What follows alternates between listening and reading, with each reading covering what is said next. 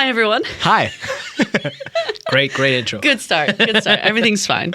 We're professionals, Casper. Yeah, we are. Definitely. We've been doing this for almost 3 years. Whoa, no way. Yeah, really? yeah. Really, Way? Yeah, Way, yeah. really? Yeah. I was Fuck yeah. just before I was pregnant, we started, and my daughter's over 2. Fuck. Yep. Okay, yeah, we've been doing this for almost 3 years. And we almost have the sound right. well, Almost. well, we're getting there. Get there. Calm down. What did you do today? What did you do today? What did you do today? Yeah, fuck off. I love you. Don't fuck off. Please don't fuck off. Please stay. Any hoodles. Yeah. This is going to be a very Casper heavy episode today. Yes, Casper special. A Casper special. Yeah. Sit in, folks. To his, I'm not gonna lie, I'm looking forward to it. He loves it. He's the center of attention. You're the diva in this relationship. Oh yeah, totally. yeah. There's never been a doubt about that. But the reason it is a Casper-centric Yes. episode is we want to hear about 1 year after starting SparkForce. Yes. What did you learn? What went well? What didn't go so well? Yes. Yeah. What's it been like? Exactly. So you're going to do most of the talking in this episode. Yeah. And I'm here for it. So I'm just going to sit back, relax, and Chill. chill a Just little bit. 20 minutes of Casper talking. Casper, no, but take it's the wheel. good. I think it's actually, and I know people always say this, like it's something that's been requested, but it's literally something I've had multiple people write. Hey, would you mind sharing what you learned this year? And so I was like, yeah, happy to. So this is the good, the bad, and the ugly, right? Here it is. Let's try to be. I want to be as transparent as I can. Yes, there's things you can't say, but I want to be as clear as possible. And I'm going to hold you accountable. I'm yes. going to be. Yes. So okay. So let's start with the good sides. That's usually more fun, I guess, right? So For you, maybe. yeah.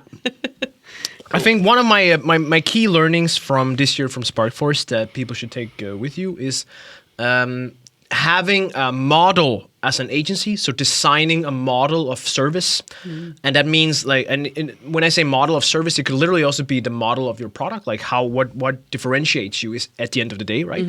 But for an agency, it's about a model, designing a model. And that's one of the things we've been really good at. Like really, really good, and defining that and getting that in place. We're changing it now, so that's I'll get to that in a sec. But that's been really good, and people have accepted our model extremely positively. People have been like, because the model is based on all learnings. Whenever I pitch, I always say like, we made it this way because we experienced this. So as an example, one of the reasons I always say, and when I do my sales pitch essentially, is that I say, so whenever you work with a normal agency, it might be Casper sells it to you, but then you get it to 22-year-old Louisa, who's a project manager, who's the one who's going to manage your shit and do your stuff. She's a great project manager, but she's maybe not the best B2B marketeer. Right. That's an issue with agencies. And another issue is that they're always focused on e-commerce, like they're very e-commerce focused. So all these kind of different things have been part of transitioning into our model. And this way of, so what we're doing today is this, I call it a pod formation. So a classic agency, most classic agencies are what I call like very pillar structured, like silo structured, where it's like you have a content department and then you have a paid search department. Right. And then you team up across for different cases. Where here, what we essentially did is that we have a pod. So you have a growth lead. And in the beginning of the year, it's just been me. But now we have Ethan, and now we also have Frederick on board as growth leads. And we are like, humble brag, but we're people who've seen shit. Like I've done multiple things in marketing, so I know my way around. So I can challenge people. So I can say, hey, Jennifer, are you sure we're doing the right thing here? Like, shouldn't we be doing something else? And that way of doing it, and then we take these pods and then we put people into pods, and then those people in the pod work on clients together. So that pod is always together. And then you still have someone who's responsible for instance, within paid social, training all the paid social people to make them better and make them of the highest standard. But essentially within the pod is like a core team. Okay. And that's been really good. That's interesting. It's not that easy to do, and we're still figuring stuff out, but that's been good. That's a really good idea, because I think that's something a lot of departments do, right? Yeah, you have your content team, you have your, like here at Anamondo, we have a demand gen team, we have a creative team. We definitely separate things out based on specialisms, Yeah. which has its pros and its cons. The pros, obviously, you have specialists who are really, really great at the things that they do, but the cons are there are going to be gaps, there are going to be holes, Yes. there are going to be things that fall between chairs. So having this kind of multi-discipline pod to kind of pick up everything with a leader who holds everyone accountable Yes. for each client, I think is a really, really cool idea. Exactly, and I think the difference is that here you work with that same person, the growth leader, so you become really close with those, and you can essentially in the future the idea is to kind of like make these pods specifically like focused on things too, right? So we can make like a pod that's very very good at this one thing, like manufacturing or whatever that could be something like, right? So so that's been really good. I want to add a few more. Like we've done a lot of cool things, of course, but one of the things we work with 27 clients in a year. Okay. But that also brings me to a bad thing. I'll get to that soon. We don't have 27 clients today, so there's been some churn. There's been quite a lot. You said in a previous episode that you've done over 50 audits. Yes. So yeah, and brings me to the point of like, in order to get 27 clients, you gotta have your one thing is your model. The second part and the two more things I want to talk about is your pricing and your sales process. So actually, let's reverse and let's start with the sales process. Yep. So one of the things I really learned is how important a good sales process is. So before April, May, I didn't have a good sales process. Like we didn't have a good sales process. The process was hey, you're interested, let's talk. And it was you doing and it was me. Like, yeah, it was people just reaching like, out to you. Yeah, the people were reaching out and it was good. Like, that sense was good, but there was no clear process. We weren't like, every sales process was different. So, and then to be honest, we lost I don't know. I probably can't say this. So we lost a SaaS customer, potential big one in Denmark that we were going to close, and we're down to the wire, and we lost that. And after that, so we was like panic mode. We were trying and scramble. We found the clients to all good, no worries. But it was a little bit like that wasn't too good. Yeah. And I think that made us go back and say, okay, what is it we're doing? What is it we need to do differently? And back then it was like me and we were 4 people in total, so not that many people. So I said, okay, what is it we need to optimize our sales process? What is it we can do better? So we introduced a really rigid, so we do an audit every time. That's very classic agency style. But then we also introduced what I called the strategy sessions, and we made those mandatory. Because one of the pet peeves of SparkForce, and when I made it, was say I wanted strategy to be a way bigger part of this. Like, because a lot of the performance agencies out there, they say they do strategy, but they don't really do strategy. Right. It's like the strategy is to use Facebook. Yeah, okay, that's not cool. strategy. That's not really strategy. No. So we made that, and we made it a core component, and we made it so we deliver a marketing strategy for the whole company before we even engage with you. So before we even become partners, we audit all your stuff and we make a marketing strategy for you. And how much would you say you invest in that in terms of time? So much. Money. So much time. But it also means that there's still one where we haven't closed it yet, so who knows, we might lose it.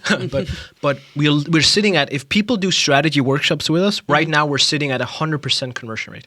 Okay. I kid you not. Wow. 100%. Right. So as long as they get through the strategy, then I know it closes. Like, of course, there will be a case where it doesn't. So I'm in my mind, it's 90%. But technically, it's 100% right now. Okay. Of course, there's an outlier, so that could be the 90. But so 100% conversion rate, and that has been insane. So after we introduced this sales process and we've gotten people to the stage, like, we just closed them. Right. And that's insane. And I can only recommend this. It's a lot of value up front. But it gets commitment. And one of the things I've worked a lot on in getting small commitment stages. So one of the things we tell people is, in order to do the strategy workshop, we do the audit for free, but the strategy part, we say, okay, if you go with us, this is part of what we do. Like, this is part of our core. Like, we take this strategy and we actually execute on it. That's the whole idea, right? But if you decide to take the strategy deck and say, hey, cool, I'm going to go over these guys instead and get them with to your execute, deck, then we charge a small fee. Not a big fee, but the transparency of 15,000. And that's kroner, and that's for a 3-hour workshop plus the deck to produce it afterwards. And that takes me about a week or something. Just so I'm clear that if you do the strategy session and they become clients, it's free. But if they don't become clients, then you charge. Yes, then we charge for it. Okay. And that brings the little commitment, right? Yeah. Because then they're like the clients are like, okay, you got to be sure you want to do this before you commit to the strategy. Yeah. But then if you commit to the strategy, that's also why it closes. So technically, you could say like you already closed it before the strategy, right? But that's been really good. Okay, so there's a way you kind of compensate for your time at the end. Yes. And what you were saying, it also kind of resonates a lot with like a PLG. Like Yes. if you give that value early on and try to show the value that you get from this product, service, team, whatever it is, then hopefully that makes it more sticky, right? And the marketing decks we send out are really good. I know I'm biased because I do a lot of them. So, but I can confirm I've seen some of them. Yeah, I've shown them to, of course, people I like. So, but He likes me. advisory boards and all this. But it's good. Like this is the kind of stuff I would do myself as a head of marketing or CMO or something. And as an example, like we did it for a client, and then sorry, that was a burp. That client later introduced a new marketing strategy without us telling us, and then they're like, and I was like, but 90% of this is what we did. Yeah. So okay, cool. Cool, Anyways, cool. My point is, it's good. So that's been really good. The sales process, and the last part is the pricing. I wanted to say. So back around April and a little bit before, actually around April, after we lost that one, we also made another decision to say, now we go full transparent on pricing. Okay. So one of the things I hate about agencies is that everything's custom. Like it depends. No, it doesn't fucking depend. Like you've done this a million times before. Like you gotta have wiggle room. And so I decided we gotta have transparent pricing. Our ICP, and that's one of the failures, but one of the things we've learned is our ICP, and that's SaaS companies. And 50 plus venture-backed SaaS companies within 50 to 500 employees that have a marketing team of at least 3 people. That's our ICP. That doesn't mean we definitely have clients that are not in our ICP, but that's what we focus on. Yep. And those clients are they are used to working with SaaS products. They're used to seeing pricing. And after we introduced transparent pricing, I haven't had to negotiate pricing once. Not a single time. The only, like, we sometimes we discovered, and that's also why a bunch of the things were changing here in January. I can say that already now. But some of the stuff we're changing is a little bit our pricing model, how we do things, like structured together. But the reason is we discovered there's sometimes we have these like tactics, and we have a package that's like 1, and we have a package that's like 3, and we have a lot of clients that are like at 2, right? that wants 2. Yeah. So there's some wiggle room there and some navigation. That's some of the learnings. You charge. You don't charge per hour, but you charge per tactic. Right? We charge per tactic, and that's been again one of the really positive lessons.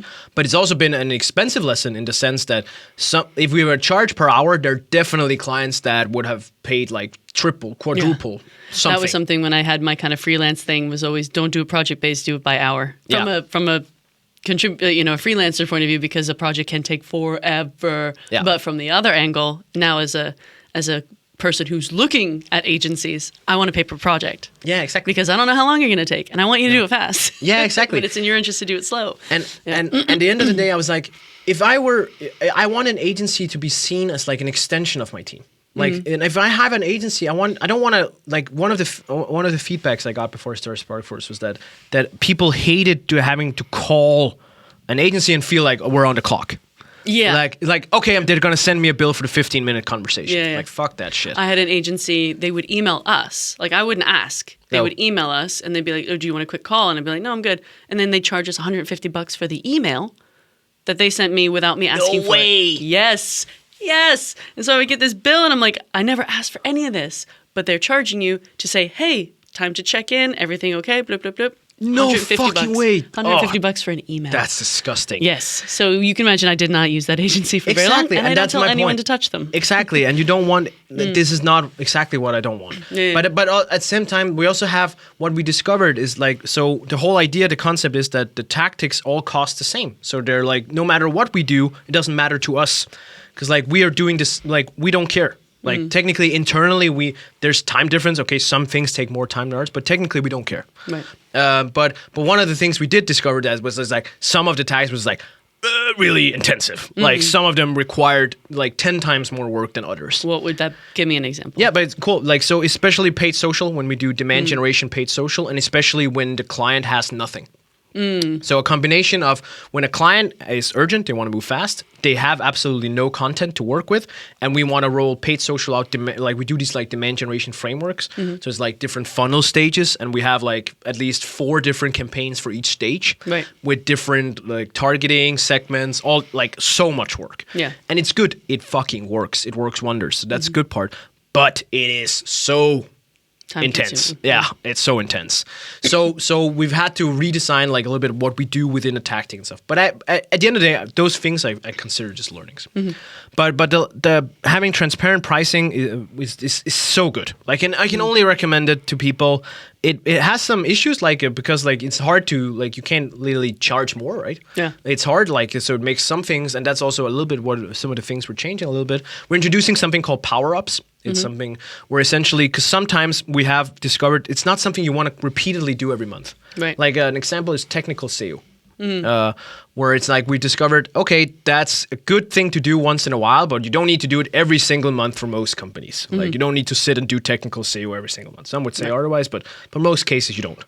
So that's a power up. There could be like, okay, cool. Hey, either you guys can have it, like we can do it here and just change focus, but we can also do it as like a one-off, like a quick thing. Like an add-on almost. An add-on, right? Yeah. And then we make these kind of bundles. So when we bundle, because this power-up typically goes with these tactics and stuff. Yeah, that's cool. So that's some of the stuff we're introducing. Okay, so beyond that, we're over halfway. And I want to talk about the bad things. I want to hear the bad things. Yeah, I want to get to bad things. Spill the tea. Spell the shit. Okay, first things first. We've had a lot more churn than I hoped. Okay. We've lost 40% or something, I think. So quite a lot of clients, as you can imagine. And what's some of the reasons behind that? So different. What did you do? No, but it's good. Is it your fault? Let me actually let me. So there are some that are what I call natural reasons. Those are reasons where I feel like I know this is so biased. But this is very biased, so take it for what it is. But there's some of them like it's really hard for us as an agency to do something about. I always try to contract like knowledge, like learning from these experiences. Like every time I always say, "Hey team, this sucks. What did we learn from this? Why did it happen?" So one of the learnings we did was that, and that's also why we changed our ICP. I want to point that out because if they don't have a marketing team, so we have got a client as an example. Can't say the name. There's a lot of these I can't because of NDAs. That's fine. Otherwise, I would always say. But because of NDAs, I can't say it. But anyways, we had a client. They didn't have a marketing department. Scale up, moving super fast. They did not have a marketing department. 25 people, no marketing. So they wanted to hire us as a head of marketing and like run the department and build everything. And we thought that was cool, and we thought that was a good case. But what we discovered in this case was that they were absolutely not ready, because we came in guns blazing, and they were just not ready to be guns blazing. Like they were not ready to move as fast as we wanted to do, and nobody owned marketing internally except for us, and we can't make decisions as an agency like in the same sense. So your brand, and we can do a lot of things, but we can't we can't make all the decisions. No, like at the end of the day, we're not a head of marketing. We're like we can function a bit like it, and that so one of the things we've learned that, and those are the things that suck. Those are the things that are learnings that are like in terms of ICP. Good learnings. Then we lost a client too because we did so well. They hired someone in-house. I was like, okay, shit happens. I don't know what to do here. And that would be me. Like I would be that client of yours. I've always used agencies when I start. Use agencies, help me lean in, help me build things up, ramp things up, and then when I have the in-house, I would always prefer to go in-house if I could. Yeah. Not a lot of people have it, but I would use an agency to kind of ramp up till I'm ready to do everything fully in-house, and that's the game. Exactly. That's the game. We lost 2 clients to new leadership in marketing. A new leader came in and fired all externals. We actually lost 3 to that. The other was not a leader, but that was like a management decision to fire all externals, so including us. Yeah. And typically it happened within the first week. So it's not like I don't feel like it's a performance. You can argue it's a performance-related thing, but it's most of the time it's just like, hey, I'm doing clean slate. Goodbye. Like, okay, cool. And so that stuff sucks, but I haven't talked to other agencies. I think apparently it's the name of the game. I was a little bit surprised to learn this, to be honest. So we lost clients because of that. I wonder if that's the same kind of, then they say like a new CMO starts and they immediately want a new website. Yeah. Like, it's just like, scrap everything. I'm putting my stamp on this. And it's funny because like some of these we're still tracking performance, and like some of them plummet in performance when they do it. And it's not to humble brag or anything. It's just to say, it's not always the right decision. Right. I would do the same sometimes. Absolutely. Like, absolutely. I've done the same. But it's not the right decision to always do it. No. And having talked to our agencies, there are cases in our agencies where it happens every single time. Yeah, that's wild. It's wild, I right? just feel like that's really dumb. Like, I know when I came to Onamundo, we had agencies doing everything because I was marketing person number 3. So we had an agency for our ads, we had an agency for PR, we had an agency for SEO, we had an agency for our CRM. And I was not in a position to fire everyone. I needed all the help I could get. But then I would have, my first hire for SEO was like, meet with the agency weekly, learn, and then take over. Yeah. That's the smart way to do it. So but some people are a little, not everyone's as smart as me, right? No, exactly. Like, so some of these, like, we lost them, and that sucks, right? Then we lost 2 for pure budget reasons. So one of them almost cut their entire marketing department. So I was like, nothing okay. you can do about that. Again, I feel like, and then we lost another one because their website project went ballistic, and then like they had to save costs, and then we were on the chopping block. So I think there's been and there's also, we lost another one where it's like we're never a good fit. Like, it was not a good fit. It was more like a B2C product. Wasn't really perfect. We shouldn't have taken it in the first place. Right. So I think there's a bunch of learnings, and it's also, as long as I see it as learnings. Yeah. Don't get me wrong. I hate churn. Coming from a SaaS background, this number was like, saying this out loud is actually a big moment for me. So, but yeah. Okay. I'm here for you. I'm here for you. We're holding hands. We're holding hands. But it's a big moment because like it's not something you want to talk about loud. But I think it makes us stronger. Yeah. Like I really believe it makes us stronger. We know exactly going into 2024 all the mistakes that led us to these churning. Yeah. Some of them are natural churn that we can't do anything about. Like some of them are like I don't feel like we can do anything. We couldn't have done anything different. At the end of the day, mate, you've been in business for a year. Yeah, but I gotta keep improving. I gotta keep moving. You can. But it's like, you've got a kid at 1. Yeah. They're making all kinds of mistakes, and we you did gotta too. fall, Right? Get a few bruises to figure out how you're supposed to do stuff. And I think also a lot of it points at me, right? Because I've been the one who's doing the main sales process, and a lot of this is that I have never worked in an agency, so I'm like scoping like the what goes into it. I've been used to being on the inside, and inside everything's possible. Yes. When in an agency, I always want to convey everything's possible, but at the end of the day, not everything is possible. Sometimes you can't just go in and like, hey, we want to do all this stuff within a month. Like we can't do that. You can't do that. And and I'm gonna give you the hockey stick overnight. Like it doesn't happen. It's not gonna happen. So I have been pretty good at managing expectations, but I'm only gotten better. And I think I should have learned more on that. So that, of course, that's a big thing. Then I want to bring up capacity issues. So since we don't track hours, the reason you track hours in an agency normally is for the capacity tracking, and it's actually mostly for internal uses. The companies don't give a shit usually, most of them, but it's mostly internal. And here we've had periods specifically around September where we onboarded 2 clients per week. For 3 weeks. So 7 clients in September, I think. Wow. It was insane. Yeah. And it was too much. It was too much. And we didn't have the processes in place. And that's also why we lost some of them, I think. That's part of the reason, right? So we moved too fast there. And the reason is we didn't plan capacity enough. And that was because some of our processes weren't well established enough, and there was a lot of things. And then I think capacity is only an issue because we didn't know what a tactic was supposed to be. So these tactics, we'd be like, hey, we do paid social for your LinkedIn. Okay. And then we wouldn't scope exactly what that would mean. Like, okay, do we do this? Do we do this? We don't do this. We do this. We do this. And now we've done that. So in all the clients that like onwards now, we know exactly what that means when we do things. Yeah, you set those parameters early on. We set the parameters. So again, this was a huge fuck up, like we've had some cases where I'm like, yeah, we totally oversold this. Now we need to deliver on a lot. Yeah, and that's been rough. But that we don't do that anymore. So I see it as a learning, but it is what it is, right?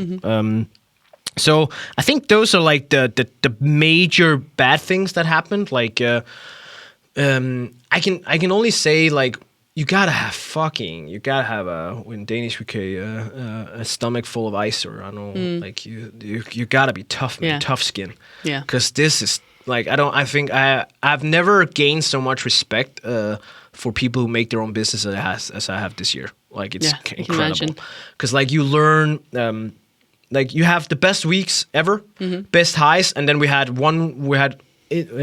we don't, as I can say, we don't lose that many clients. This was pretty intense sometimes, but we didn't lose a lot of the clients some of the clients we wanted to keep, we kept, and that's good. Right. But some of the clients we lost were like, they were never good fits. But we had a week, Tuesday we lost a client. Tuesday we lost 2 clients, and then the Wednesday next week we lost 1 more. Yeah, I remember you messaging me. Yeah, I was we like, lost 3 oh clients this week. fuck, It's like, oh. and it was like I think like in MRR terms it was like it was hurting. It was like 30%. 30%, 40% of our MRR or something. Yikes. So yeah, and that's when you start to lose sleep, right? Because I've hired people. Like we're today, as we record this, we're 14 people, 13, and then me. In a year. In a year, it's good, and that's amazing. That's really fucking good. Amazing. I've the best part is gathering the people. Like that's been amazing, and I love every day. But we shouldn't I've never worked so hard. And I've never made so much money, and I've never been happier. Okay. Yeah. So that's good. It's good. Yeah. But I've never worked, and when I say I've never worked this hard, it's like by times 10x. Yeah. Like I literally in September, every week, I had at least 1 or 2 days where I stayed up till 3 or 4 in the morning working. Yeah. Wild. Which is not sustainable. No. So the work-life balance thing is also something we've been very aware of. Like, okay, that's not supposed to last, so that's why I brought in people. Yeah. Exactly. A lot of people, but that's, I can tell the listeners that doesn't happen that much anymore. Once in a while. Those, I think those are the main learnings. If I were to give someone advice for making their own agency or just making their own company, is that figure out the value generating activities. Like at the end of the day, as a founder, especially in an agency, you are the key player. I don't mean to like in a bad way, but I am the one who when I do sales, it's way more important that I do sales than I do accounting. Yes. That's an example, right? Yeah. Because sales is key, right? Like sales pipeline cash flow is king. Like at the end of the day, like I don't have investors, I don't have anything else. If I'm out of cash, we're out of cash. Yeah. The end. And then I can have done all the accounting perfectly, but it doesn't fucking matter. Yeah. So cash is king. And that means that it's just like I try to delegate as much as I can. So everything that's like, hey, I shouldn't be spending my time on this. Cool. We have money for it. Delegate it. Boom. Yeah. And it's not like sometimes people like, why do you pay so much money for someone to do this? Because that means I have more time to do other stuff. Yeah. So I have just as an example, I have a virtual assistant. I have an accountant. And we even have a delivery manager, like a project manager who helps me, and we have an operations associate. We have all these like people, and most of the stuff is just me pushing things away from me. Yeah, it's like literally, hey, here, do this. We need to do this. We need to do this. I'm just throwing things that needs to be done, so I can focus on the things that matter, which is doing well on the clients and more sales, driving the business, right? And that's also been a good learning. And then I want to say I got a really good advice, very practical advice from someone before I started, a guy also called Casper, a really nice guy, one of my good friends. And he said, whenever you do agency, invoice upfront. Yeah. So we always send the invoice on the first day of the month, so before we even done work. Because that means sometimes people don't pay on time. Yeah. And that's sometimes, most of the time, it's not malicious. Like we had a client where they didn't pay on time. We normally give them 8 days, and then he missed it. Then he went on vacation. Then he got back, and then he had forwarded to finance, and then they were on vacation. So it ended up being almost 2 months delayed. Yeah, that can break someone's back if you're bootstrapped. Yeah, especially like, if you have people to pay. People to pay, right? Rent like I don't have any cash saved up like before I started this. Like I had nothing, right? So that can break your back. So make sure you have upfront payments for stuff like this. It's not unfair because like when they pay, that's about half in the month. And also means that technically I haven't had to do this yet, but I could if I felt bad that, hey, these guys are not going to pay, then I can just cut it off. And then I won't lose backtracked stuff. Yeah. Like I won't be like, hey, we've done 2 months worth of working and we lose those 2 months. You could be like, hey, we lost half a month or a month. That's good. And then I recommend doing contracts. Yeah. I spent some money on getting contracts in place for all clients, and I've never had to use them. We refer to them once in a while and like talk with clients about them, but it's just giving this like security. Oh yeah, because like get everything in writing, man. Everything in writing. It's so healthy. Yeah. So spend some time on doing that. It's been a really good learning too, I think. Nice one. Yeah. So I think those are like the primary learnings, and maybe drink your own Kool-Aid. So we do a lot of marketing ourselves. Like we Right. have webinars every month. I spend at least 20,000 DKK a month on my own marketing. Started doing that pretty early on. We're gonna ramp it up now. We spend our own marketing. We have the own structures we do for our clients. We do that for ourselves. We do social selling. I train everyone in SparkForce to do social selling. So we all do it. So drink your own Kool-Aid. Yeah. If you're fucking good at something, use it for yourself. Use it to your Exactly. advantage. Yeah. That's how we have no outbound motion. Every client we've gotten are inbound. Yep. Every single one of them. Nice. So yeah. Nice. Yeah. That pretty much wraps. I think that wraps it up. I think it wraps it up. I want to maybe highlight a thing. So I said we are very strategy focused, right? So we actually did our own strategy in December. So we actually took the time, pulled a bunch of people together and made a whole strategy deck, and actually made 3 pillars that we're focusing on for next year. And again, all of this is based on learnings. So essentially what we're saying is that we're focusing on 3 things next year, and I can share that. I don't mind sharing that. But quality, growth, and culture. So ensuring that the quality is at the level we want to be at. Growth, we need to grow. We have some revenue targets. I want to be big. I want to grow. And culture, I want to make sure people don't leave us. Like we have gathered some of the really best people. I want to keep them around. I want to make sure SparkForce is the place to be, right? Nice. So, but I think the learning is that it's been such a unifier. I know we only did it in December, but people are talking about it, and now they're making plans to adjust to the overall plan of the company and stuff. It's good. Take your time to do these plans. Like I know you and I, we talked a lot about this stuff. But this is just, I'm drinking my own Kool-Aid here again. It's good. It's worth it. Yeah. Nice. Yeah. Wise words. Hopefully. So we'll see. Let's see. We'll do a review in here. 2025. I can tell you, we did, to be again transparent, we did 4.5 million in revenue this year. Almost the final numbers not in, but almost around 4.5 million in revenue year 1, and the goal is to do 12 next year. Nice. Yeah, it's almost triple. No. Nice. And I think we can do more, but let's see. Start there. Exciting times. Yeah, super exciting. Well, congratulations. Well Thank you. done. Thank As you. someone who dipped their pinky toe into the freelancer starting her own business and went, nope, this is not for me. Yeah. Nothing but respect for the hustle, and I know that you're working really, really hard. Thanks. So Thanks for listening, guys. And thanks for listening to him, especially. This long episode of rambling. Well, hopefully everyone got something out of it. We'll do a Jen rambling episode one of these days to balance it out. Definitely. Deal. All right, everyone. So thanks so much, and thanks for the insights, Casper. And if you have any questions, I'm sure you can get in touch with Casper and SparkForce. Yeah, and sorry. all that. Have a good day. I'll plug you. Yeah, plug me. I'll plug Yes, SparkForce. plug it. All right, bye, everyone. Thanks. Bye.